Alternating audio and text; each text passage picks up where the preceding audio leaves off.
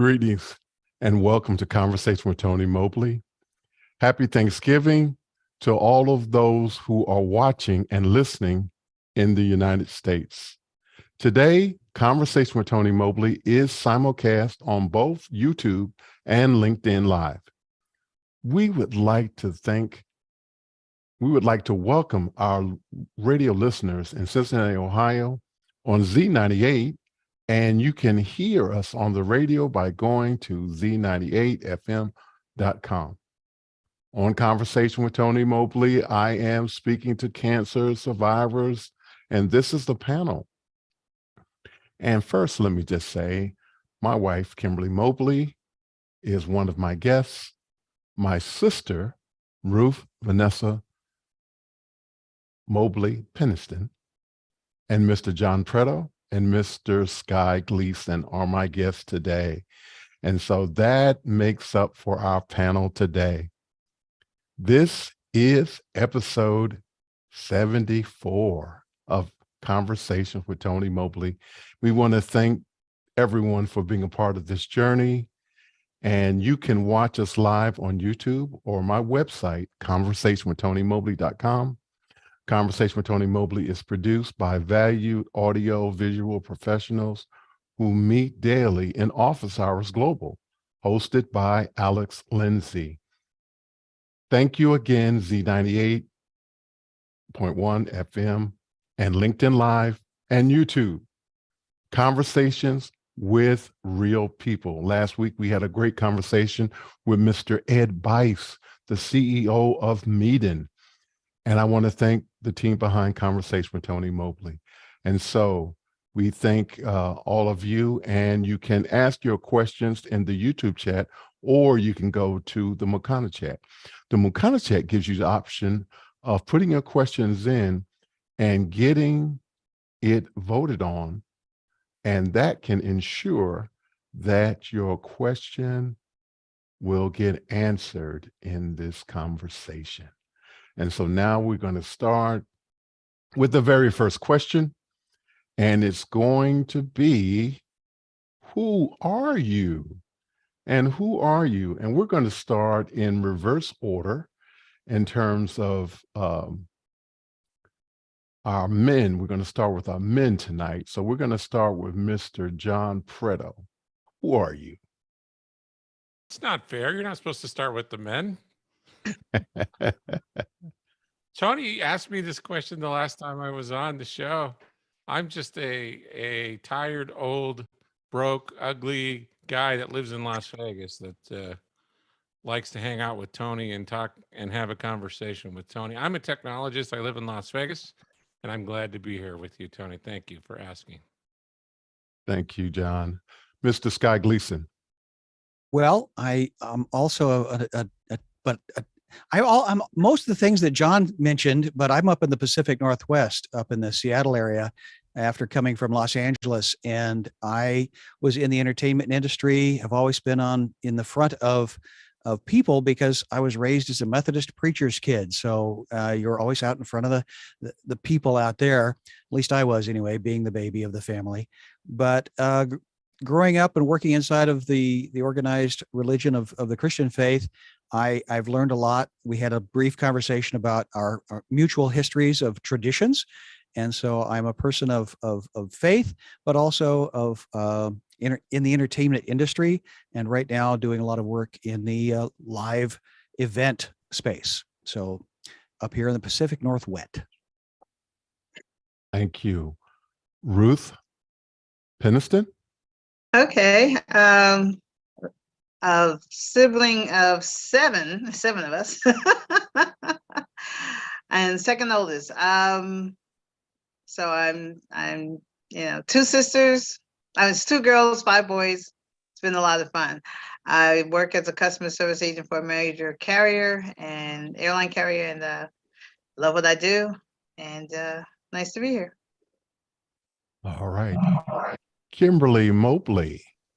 Good evening again. I'm Kim. I am married to Tony, mother of 2 young men. Tony is the outward techno geek person. I'm more the behind the scenes person. So this for me is a stretch for sure. I work in child welfare, have been in child welfare all of my career, 32 years. Love what I do, love the team that I have, but looking forward to retirement soon. So that's my next venture. So that's who I Okay. am. All right. So we're going to go to the next question. And the next question is,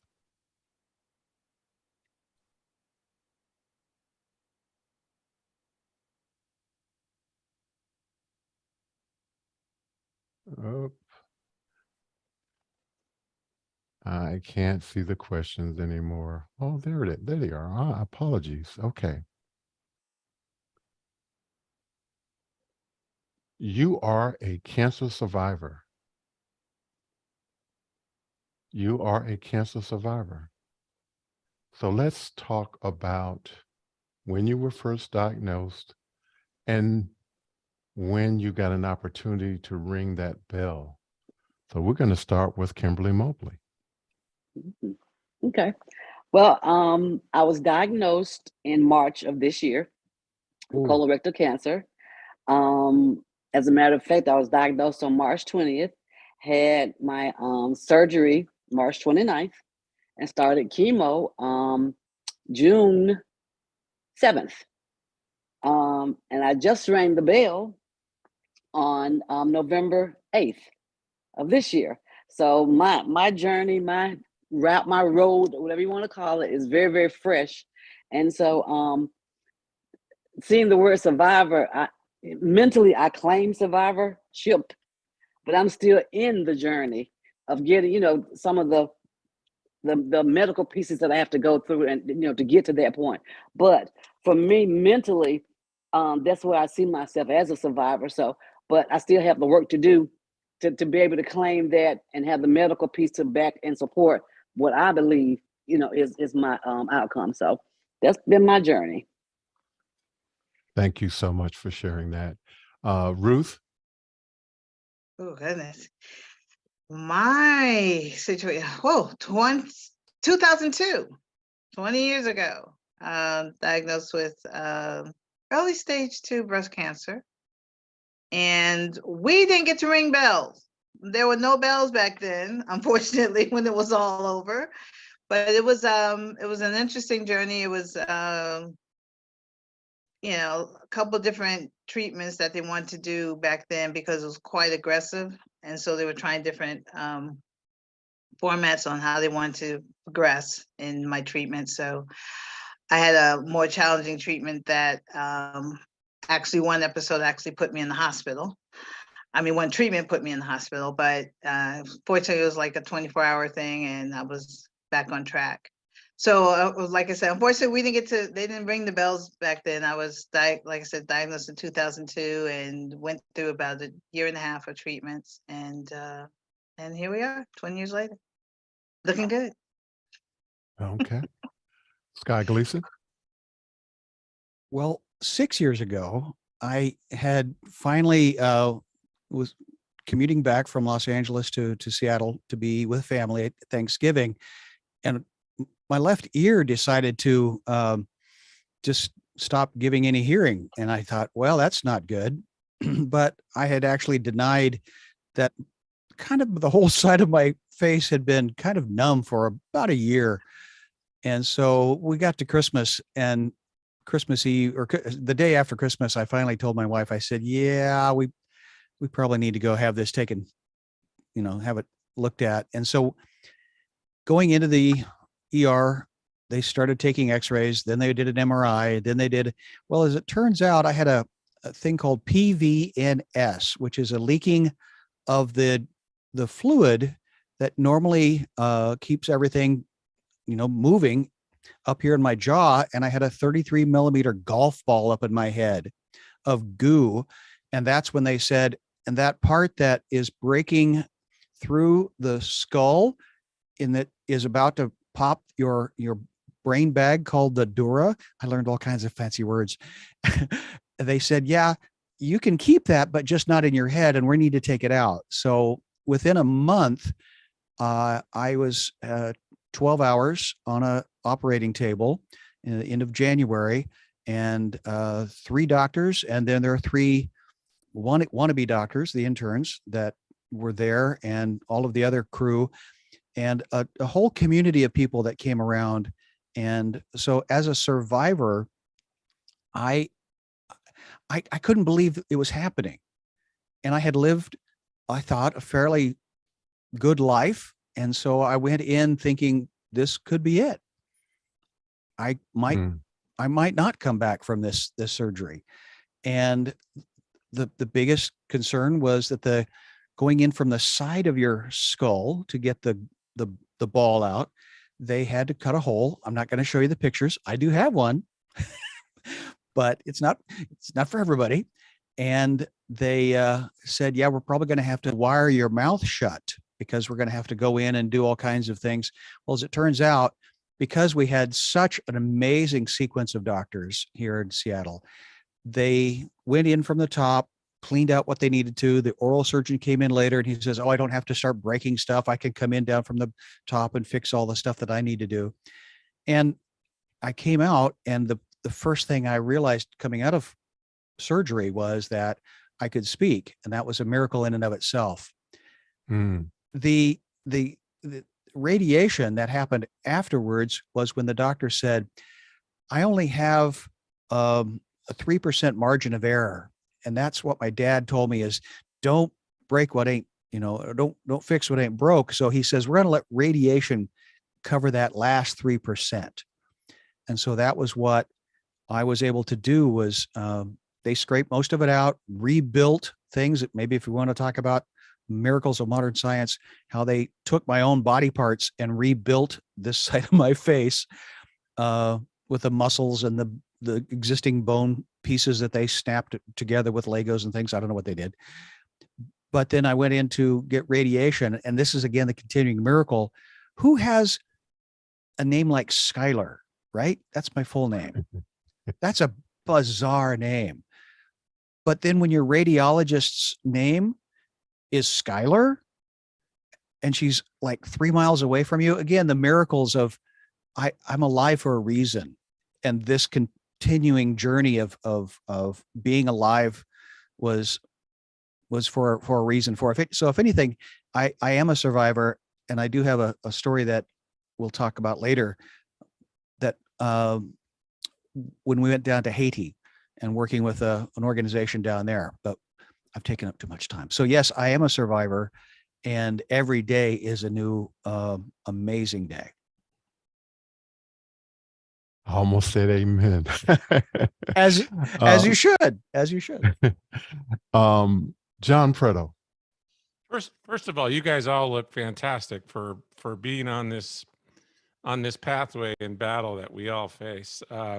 February is my 10-year anniversary, and I did get to ring a bell. So somewhere in between 20 and 10, they had a bell. I had prostate cancer at age 50. And I had a radical resection of my prostate, and I'm looking forward to celebrating in February in 10-year. And I just, I remember being in the room where the doctor talks to you, and he's a friend of the family, and he tells you the C word, and your brain just shuts off. My brain shut off for about 45 seconds. I could see his mouth moving. I couldn't hear any words. It was really weird. And then you're in shock for a while, and then you have to go and get a bone scan and all that other stuff. So that couple of days in between your diagnosis and your next scan to see if it spread anywhere is a little hard to deal with. And I think we'll talk about that further on. I'm sure that's one of the follow-up questions.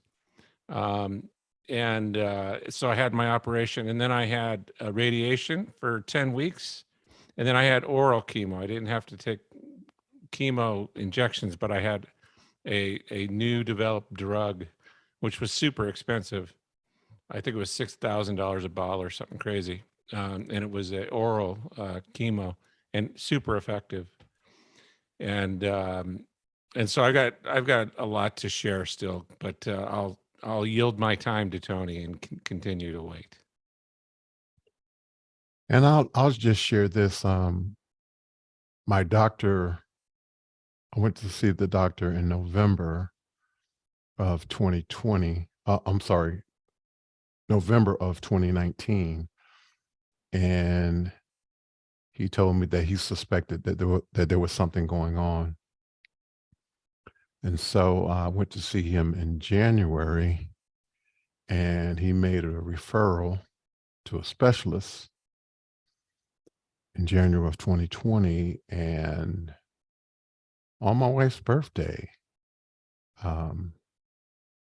they did a biopsy on March the 4th. And it was a week later that I got a phone call and to come into the office. And so I went into the office, and that's when they told me. And so then they made a referral to radiation therapists. And so I started treatments in March, around the same time that Office Hours was birthed by Alex Lindsay. And I had treatment from the end of March till June the 12th. And on June 12th, I had treatment every day from the end of March to June 12th. And June 12th, I rang the bell. And so that was my experience with cancer. So we'll go to the next question now. And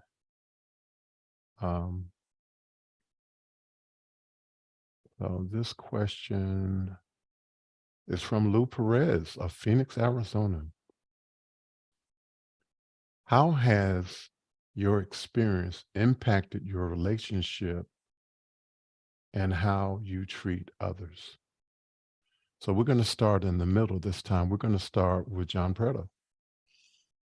So this is an interesting question, Lou, because I don't know if they did for you, Tony, but they put me on Lupron, which eliminates all testosterone in your body. So this is very common in females. They want to kill your estrogen, and males, they want to kill the testosterone because it's a fuel for the cancer. And so my testosterone level went to 0, and I became a menopausal female for about 8 months. And so I have relatability now with hot flashes, crying during commercials, mood swings, weak, being really weak, being super sensitive to hot and cold weather. I had a new appreciation for a lot of folks in that regard, battling physiological changes that we go through in our bodies. So that sticks out in my mind, and having that perspective in life has changed the way that I have more empathy than I had before. Kimberly?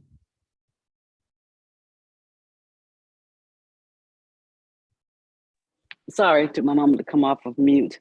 As for relationships, I think anybody who has heard the words "you have cancer," there's that part of where your mortality kicks in, and you equate that with who you interact with and how you interact with them.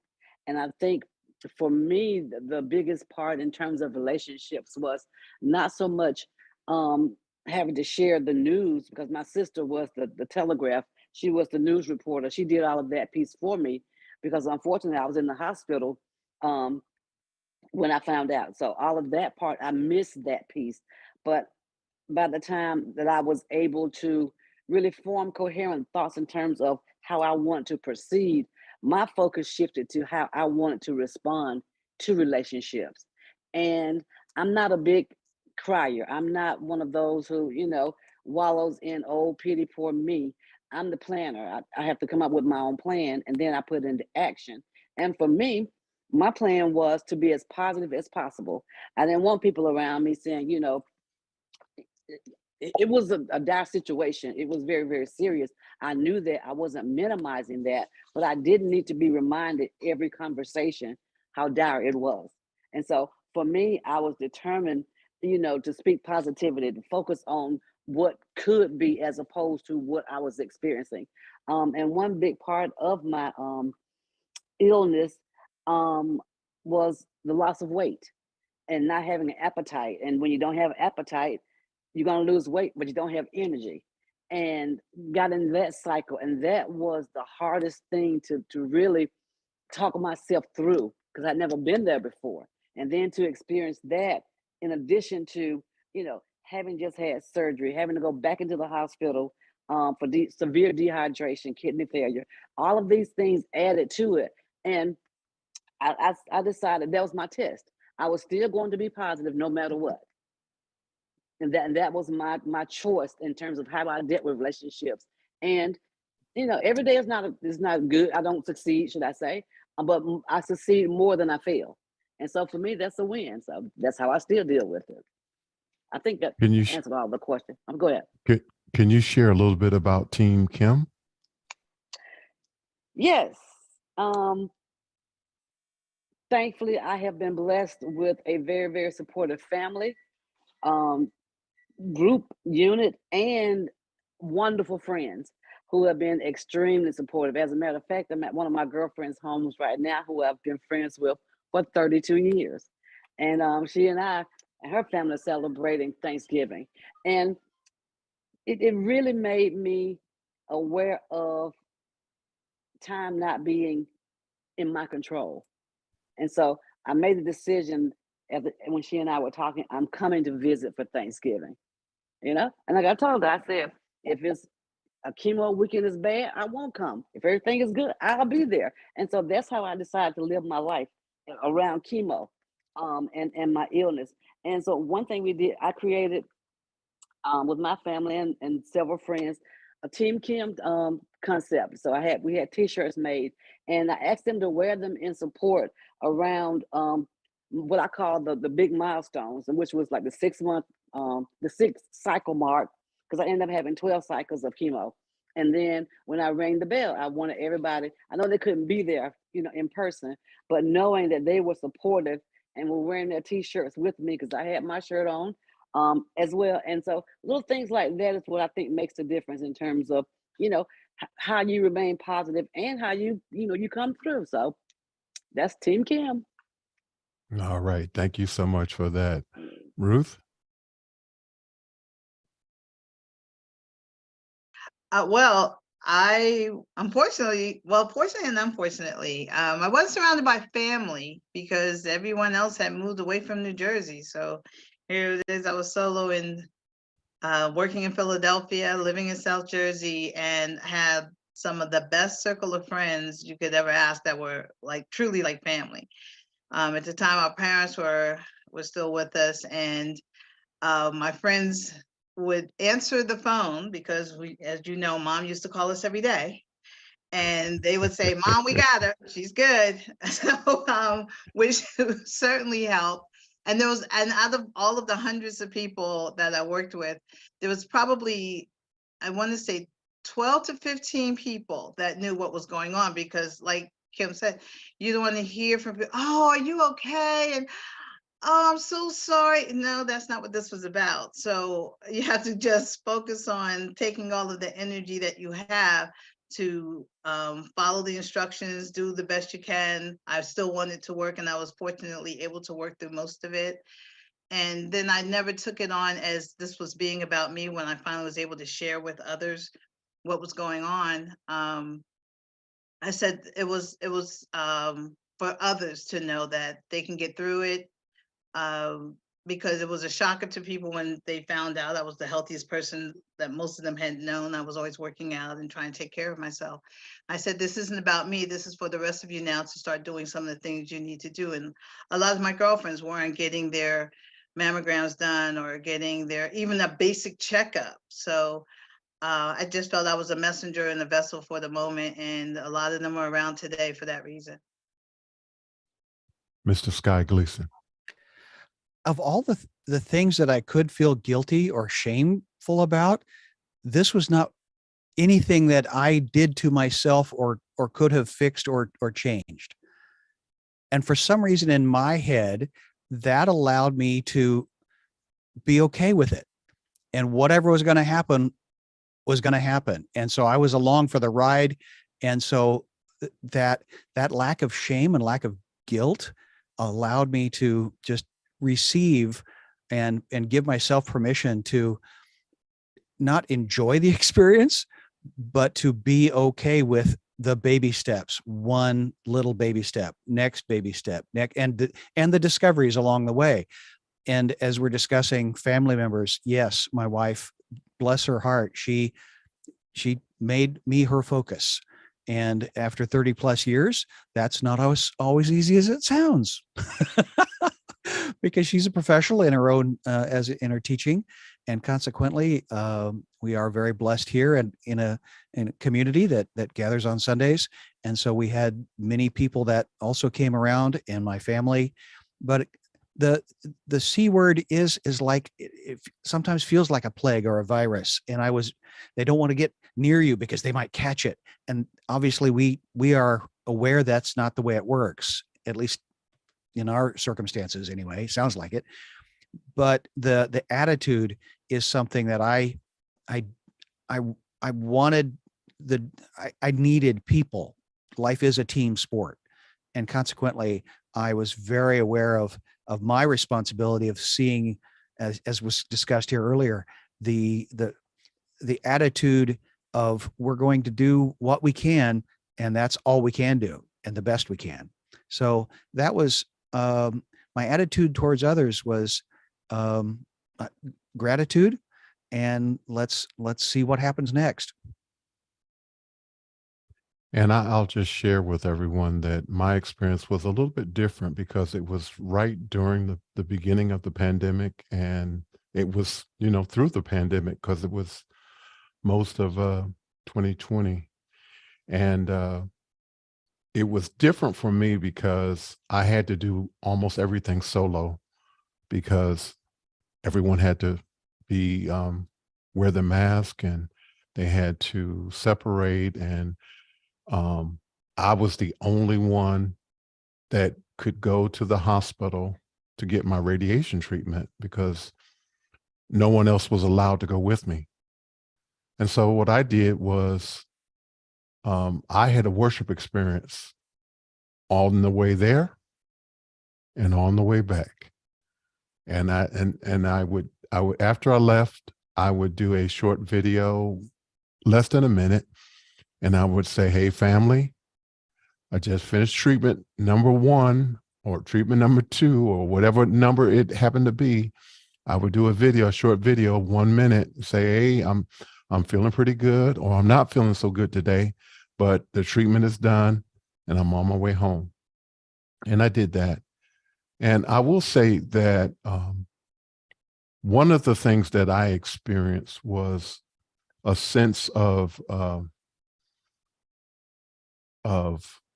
concern for the stress and the difficulty me being sick had on my family.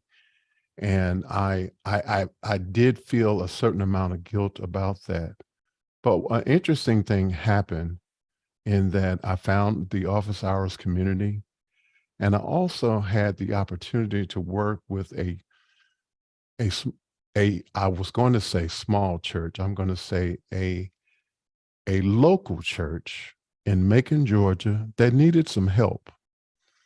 And I was able to help them with their ministry through the help of office hours.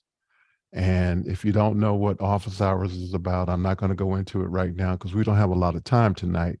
But I will say, go to officehours.global and you can find all about office hours and all of the wonderful things that they were doing at that time, how they were helping teachers, how they were helping video production, theater people make it through the pandemic. It's an amazing story in and of itself. But one of the things that it did for me was it helped me help this church. And by helping me help this church, it helped me help myself, because I was reinvigorated with a purpose to be able to make the best out of this situation that I could for this church. And so I am very thankful to God, and some people might be uncomfortable with that, but I have to give honor to where I feel is the source for me being able to come through all of this. I'm thankful to God for helping me come to this, for keeping my family safe, keeping them uplifted. And I'm thankful for the opportunity to have friends that I have met all over the world through the office hours community. And so I want to encourage anyone who may be dealing with cancer, and I'll be transparent in that. My wife asked me, why are you having this conversation in November when October was Cancer Awareness Month? And there was a participant who would come to the worship experience throughout the last several years. And she was extremely supportive, and she passed away from cancer. But I believe that what we were able to do with the streaming ministry was to help give her more days. I believe that because of what we were able to do with the streaming ministry, she had more days.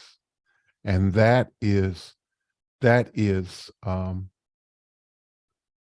part God, office hours, and the church willing to try this, to do this, because this is something that was very different for them. And I'm going to stop talking, but I think it's important. So the reason why we had this conversation now is because one of the things that I've recognized is that you don't put off anything. You know, I could have easily said, well, let's wait until next October to have this conversation.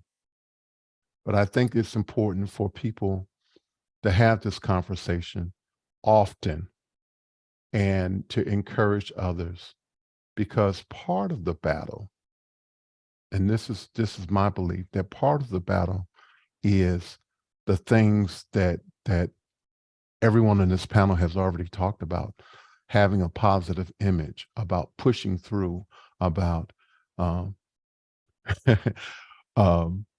Kim would say this all the time, KIM, keep it moving.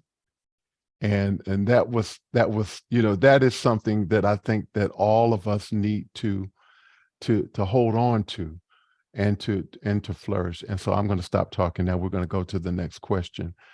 But I really just wanted to share that. And I want to say thank you, Lou, so much for your question. Lou is back. So Lou Perez again from Phoenix, Arizona. Tony, after experiencing your wife and sister going through this, what important lessons do you learn for those who need help a loved one? So I guess you're asking me, Lou. So I think that it has kind of already been shared from the standpoint of what my wife shared and what Schy shared and what Kim and Ruth have shared and John have shared, in that our loved ones, they glean to us from the standpoint of keep lifting us up in the midst of this.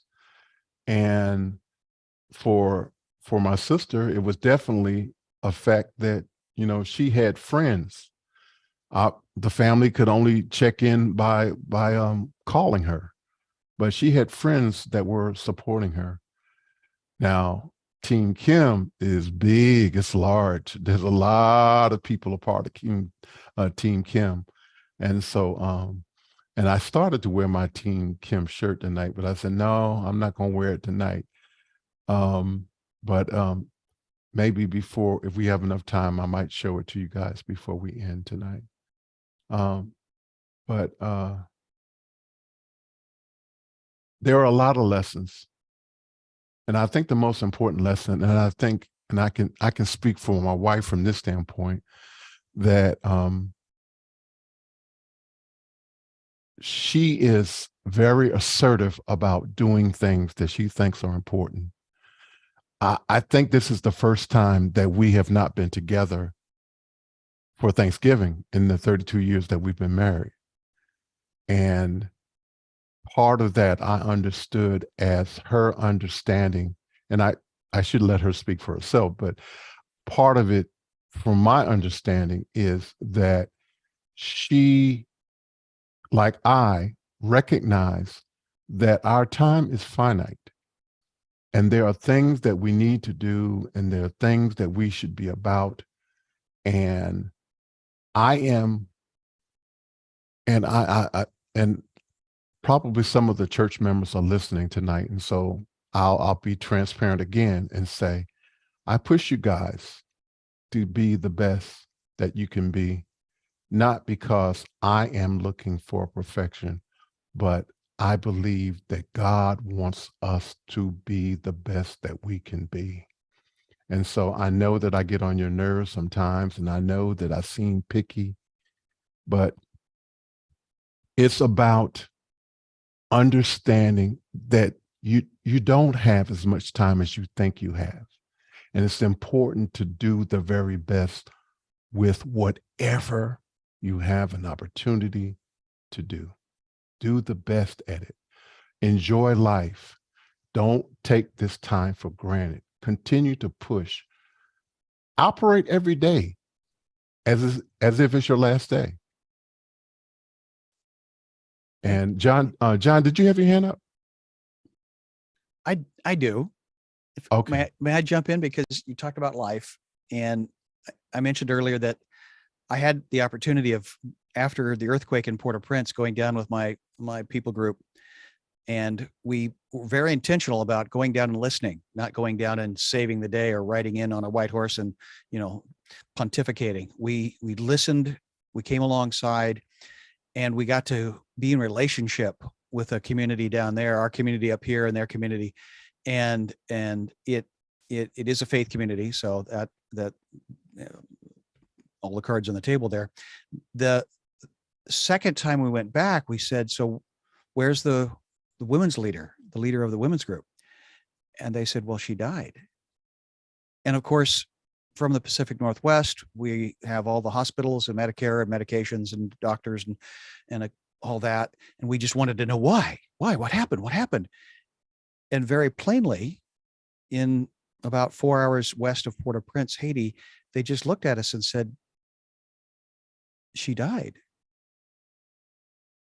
And that's when I at least realized how blessed we are in this part of the world at this time in history, with the medications, with the doctors, with the protocols, with the expectations that dying is not just an expectation, but that we are sitting here now because of the doctors and their hard work, and the nurses and the staff and the administration and all of that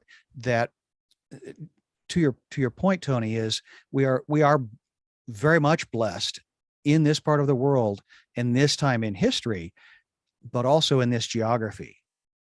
So consequently, that it's not forcing me to be a nicer person. I wish it were, but it is allowing me to see perspective of other humans in this time in history, in different geographies around the world, that are living the best they can with what they have. But you and Kim and Ruth and John and I are alive. So what is our opportunity to bless into other people's lives? So that's the little story I wanted to share. Thank you, Schy. Thank you, Lou, for this great question. John, Kim, or Ruth, would you want to say anything else? Nothing off the top of my head, Tone. Thanks. Okay. Okay, we're going to go to the next question. I have been I've been asked to let everyone know that we have tons of questions and we only have about 20 minutes left. So we're going to try to get through as many as we can. The next question is from Clylock Lopez Waterman. I lost my mother to cancer and my father is surviving cancer. Chemo can be very hard, side effects, etc. What were your experiences learning about that process will be? And we're going to start with Kim, since you were the most recent one to deal with it. Chemo is a monster. I'm a reader. I did my research. I thought I had a pretty good understanding of what would take place with chemo. I was not prepared. And I think like my first couple of sessions they were not bad at all, and I'm like, oh, I got this, I can do this, with my eyes closed. I was just going back to work when I started chemo. And I soon realized, I think probably by session number 3, that I had to give myself some grace to say it's okay when I don't feel well. And usually it was my 3rd day that I would just completely go to the pits. And I just made up my mind, when it's chemo time, is that if I'm not feeling well, I go to bed. If I need to get up early and to work, I get up early, or I take a nap in the middle of the day. I didn't stress about it, whereas that's really not my temperament, to have to alter my schedule that way, but I did. And as far as the side effects, a lot of the ones that I'm dealing with are starting to recede, with the chemo ending. However, I'm having a big issue with neuropathy. And unfortunately, it very well may be permanent, the nerve damage that's been done, because I've had mine is primarily in my hands, so the cold sensitivity, it's mind blowing. And now I have it 24 hours a day, where it's just, the throbbing piece. And now it's, moved to my feet. So I'm trying to deal with that part also, while celebrating that I'm done with chemo, but chemo is not done with me yet. So that's why I say it's a monster. Okay. John?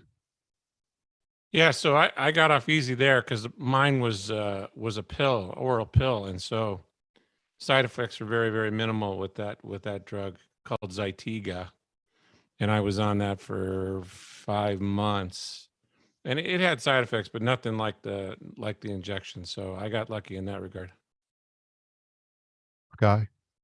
I was very targeted. So they had a mask for me, and I went in, 8 weeks in succession, and I wanted to have something in my head. So, that song, Jesus Loves Me, This I Know, that was my mantra. Inside underneath that mask for, I think it was like 6-8 minutes at a time.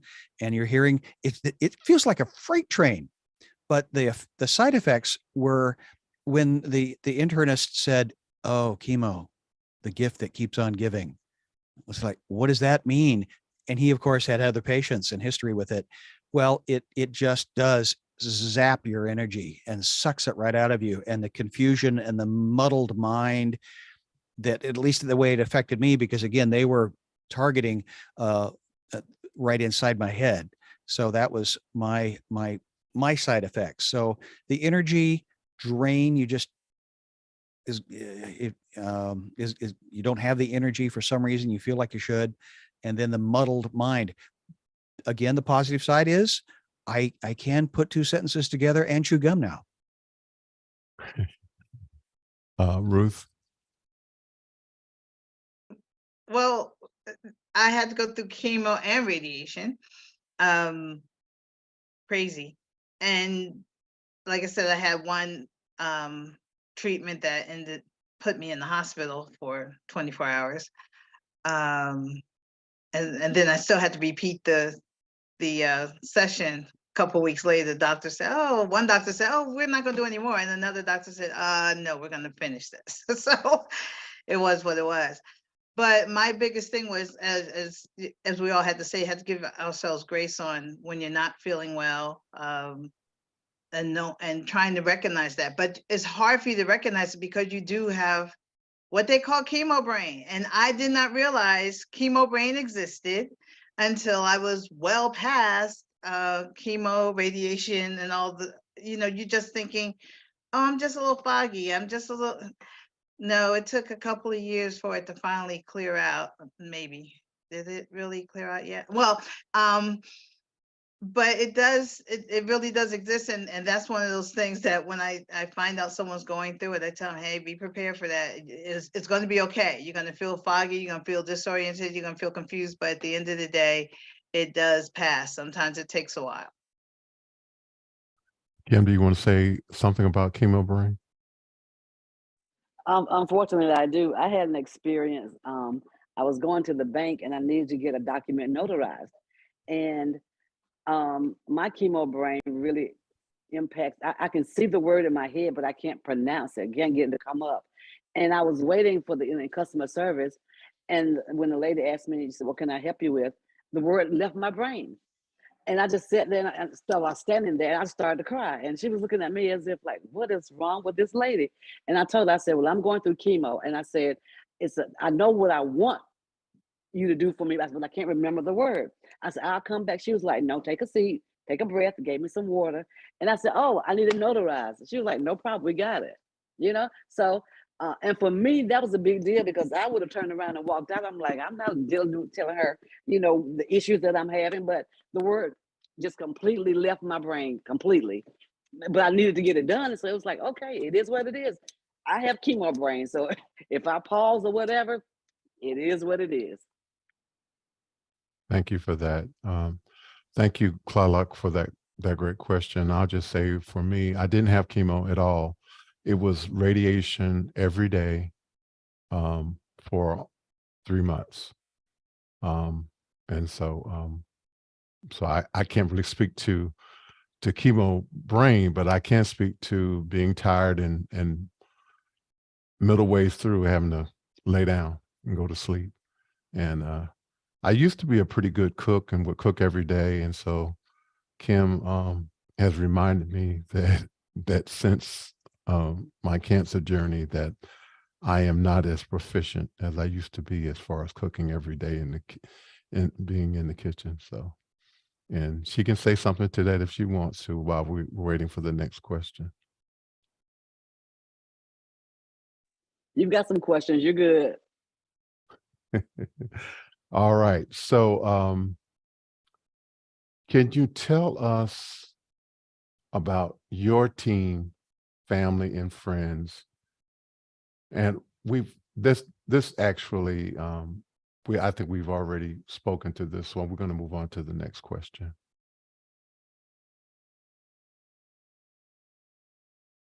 Can you talk about the path for continued health moving forward? And we're going to start with Kim. Let Van go. Right. Okay, Van. I'm waving my hand. And he's like, he said, wave your hand when you want to answer, right? Okay. You weren't waving your hands the same way that you just did. So I didn't see it. What are you two related or what? Real quick, because I know you're short on time. Moving forward, I take on that word that Robin Roberts always say, instead of surviving is thriving, because when you look at 20 years of still living through something that a lot of people have not survived, and going forward and trying to still continue figuring out what it is you want to do and how you can bless other people and keep it moving. So that's really what it is, just thriving and focusing on others. And that keeps you going forward. Okay. Now we'll go to Kim.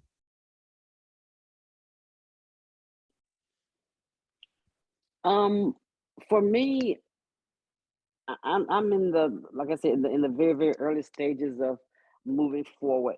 For next year, I'll have to do like 4 CT scans and then get the results and to find out, where I am. So next year I'll do 4. The next year after that, hope if everything goes well, I'll move to 2 CT scans and then down to 1. With I'll have to do a colonoscopy every year for the first 3 years, and then if everything goes well with those, or when everything goes well, then I'll go back to the 5-year cycle. So mine's a little bit different. And that thing about scan anxiety, or adding that pressure to yourself, it's real too, because you think about, okay, I need to schedule 4 CT scans. That's 4 different sets of results that you have to wait for, and you're looking for keywords. I want to see no evidence of disease. But what happens if you don't see that? Yeah, so it's the mental preparation for getting the results, but also being prepared if they're not what you expect them to be. So all of that goes into the health process, and what we plan to do is for, at least what I plan to do as far as recovery. It's just really being aware of what I need to do and making sure I do it, and continuing on for the first year, then through the 5 years, so that I can have what they call true survivorship status. Okay. John? Well, what's the alternative to not moving forward? It's stopping. And so if that's your choice, it's not my choice. And so I continue to move forward. Thank you, sir. Schy? I believe as an actor, we had these to analyze the person that we were trying to portray. We had a physical, psychological, mental, spiritual, and intellectual. And so consequently, I'm realizing in the mental health, in the health of each of those elements of a human's experience, I'm really leaning into the community of people.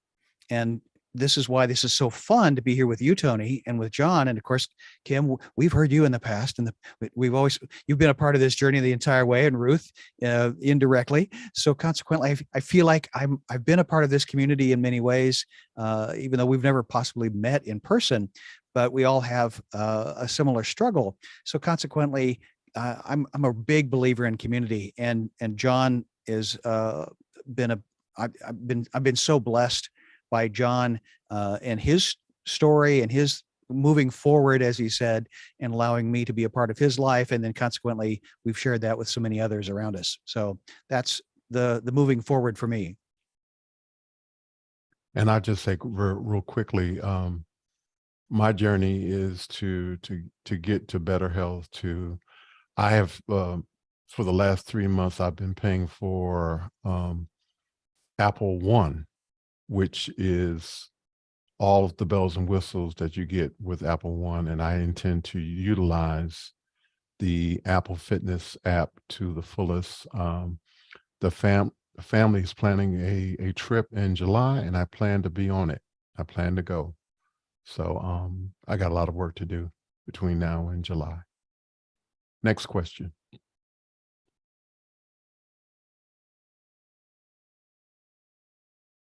Okay. Comments from George B. Love to you all for sharing your stories. Thank you. Thank you, George B.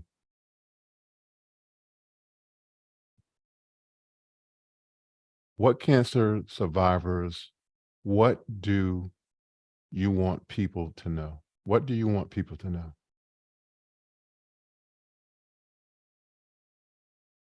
We're going to start with John. What do you want people to know? It's a tough one. I have the same conversation for the last 10 years. I get calls from a lot of people that get recently diagnosed, and they want to know about the journey. And so I get one of those calls probably 2, 3 times a year from friends or friends of friends, and walk them through to give them a comfort level of what they should be expecting. But then I watch the science very closely too, and what's coming up on the science side, and some of the breakthroughs that are close around the corner, that are very, very exciting. And so I watch that industry very closely. There's going to be some monumental breakthroughs over the next 2 decades to get us through this, so we can look back and know that we've conquered something like going to the moon. So that's kind of where my focus lies. Okay. Ruth? That, hearing the word is not a death sentence. But surround yourself with good people. And if you can't find good people, please reach out to the support groups that are out there. That was one of the things I wish I had done sooner than I did. At first, I ignored a support group. And when I finally attended, it was one of the best moves I could have made. So I encourage people who may be going through it, and they say, hey, how about participating in the support group? I highly recommend it.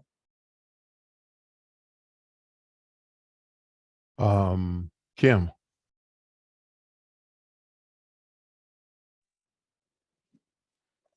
I would say to be honest with yourself and be willing to share your story, because I think the experience is not so much about you as a person, but what can you share to help somebody else in their journey. And like mine, I was diagnosed at stage 3. I've met several people who are stage 4, and so our stories are different. However, the way we approach it, that's the common denominator. And like I tell them, I don't know what the future is going to hold, but I can only tell you what I'm committed to doing day by day. And so that's what I teach or try to share. And I'm willing to do that because I think my story is really one of hope. And I think at the end of the day, a lot of times that's all we have sometimes is hope. I agree with that. Did I get everybody? Scott, did I get you? I'm Go just ahead. I'm gonna jump in. I'm just gonna say, Tony, you married well. Just saying, you married up, Well, brother. You did well. So, and I did. Thank you, I sir. did as Appreciate as well. And Kim, this has been fun to hear your story. We have a mutual acquaintance, Madeline Smithberg, who is now in recovery and went through both chemo and radiation, and we didn't know.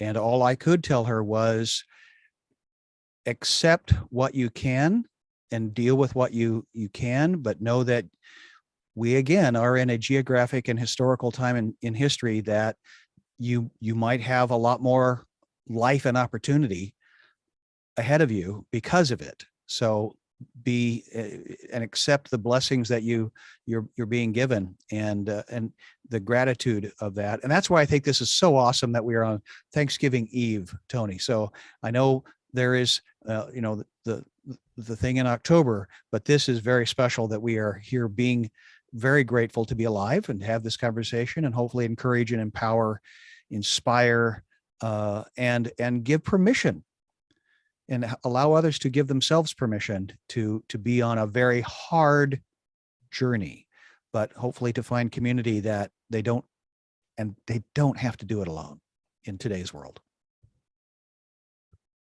And I thank you so much, Scott, for that. And I just want to share that there are tons and tons of resources out there.